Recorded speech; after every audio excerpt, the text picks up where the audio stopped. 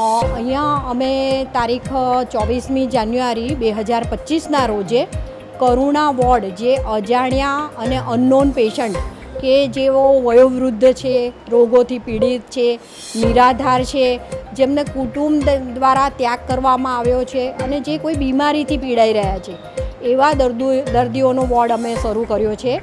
જેમાં દર્દી જ્યારે 108 દ્વારા કે કોઈ રસ્તે જતા રાહવીર દ્વારા એમને સયાજી હોસ્પિટલ ખાતે સારવાર અર્થે લઈને આવવામાં આવે છે, તો સૌ પ્રથમ એમનો એક પોલીસને ઇન્ફોર્મ થાય છે, વર્ધી અપાય છે, એમનો UEPR નંબર પડે છે.